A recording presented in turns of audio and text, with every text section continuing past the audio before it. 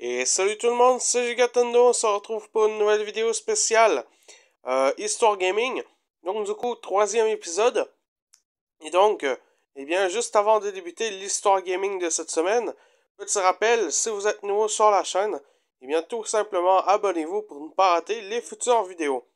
Et donc là-dessus, nous pouvons commencer l'histoire. Allez hop, c'est parti.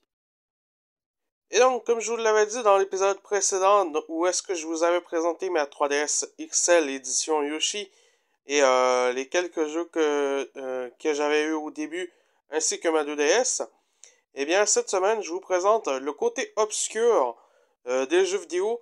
À vrai dire, comme vous le savez normalement, je suis vraiment beaucoup plus du côté de Nintendo que des autres consoles.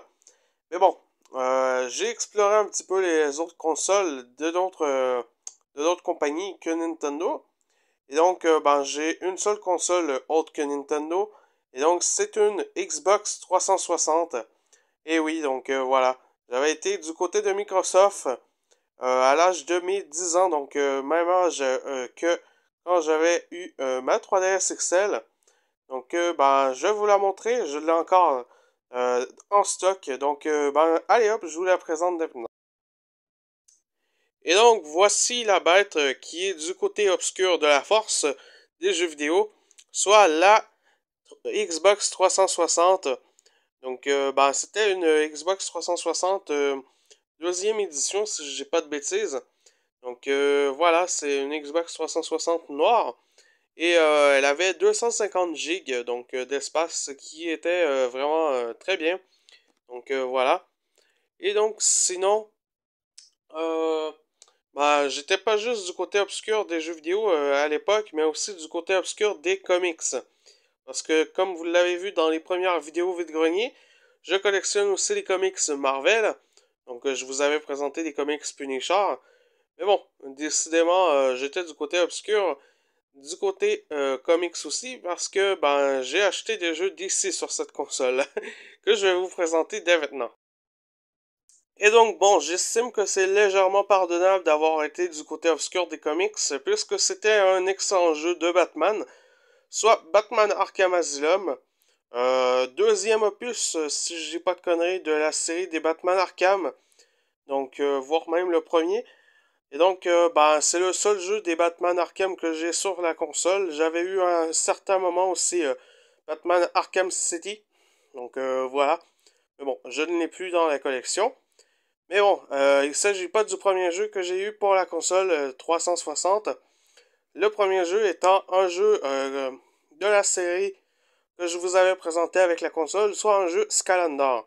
Quatrième de la série, soit Scalandar Trap Team, que je vais vous présenter dès maintenant. Et donc, voici le tout premier jeu que j'avais eu sur la console 360, soit Scalandar Trap Team, quatrième jeu de la série Scalandar. Excellent jeu dans lequel on pouvait capturer les vilains et ensuite les jouer, ce qui était vraiment super à l'époque. Et donc, sinon, ben, on avait aussi les Scalandars plutôt stylés comme le Wallop ici présent avec ses deux rangs marteaux. C'était vraiment génial. Et donc, ben voilà, qui complète la section avec Scalandar Trap Team. Euh, Éventuellement, je vous ferai une présentation plus complète de tous les jeux de 360 que j'ai dans la collection encore. Par dommage, depuis le temps, eh bien, la console ne fonctionne plus. Et ouais, c'est dommage. Mais bon, voilà, c'est un simple défaut. À vrai dire, la console fonctionne légèrement encore. C'est simplement la lentille qui ne veut plus lire les jeux. Donc, ben voilà, c'est une console qui m'a duré dans la collection environ 2 ans. Donc, 2 ans de plaisir quand même. Même si ce n'est pas une console Nintendo, et ben voilà. Et ben sinon, on se retrouve probablement la semaine prochaine pour la présentation des jeux Xbox 360 que j'ai dans la collection. Vous allez voir, j'ai les 6 opus de Skylandar, donc de Spyro's Adventure jusqu'à Imaginator et bien d'autres jeux. Donc si vous voulez pas rater la future vidéo, eh bien tout simplement abonnez-vous et donc comme ça la semaine prochaine vous aurez normalement une notification si vous avez activé la cloche. Sinon, eh bien, si l'épisode vous a plu, eh bien, tout simplement, je vous conseille de laisser un petit pouce en l'air. Ça fait toujours plaisir. Sinon, de commenter et à partager la vidéo, bien sûr. C'était Gigatendo au rapport et on se retrouve la semaine prochaine. Bye bye!